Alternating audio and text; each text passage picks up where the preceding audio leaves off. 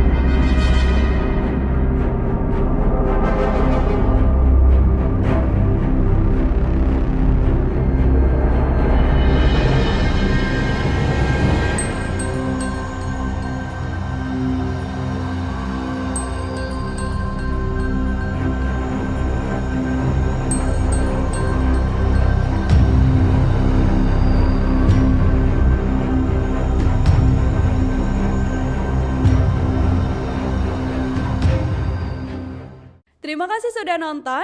Jangan lupa like, subscribe, dan share ya.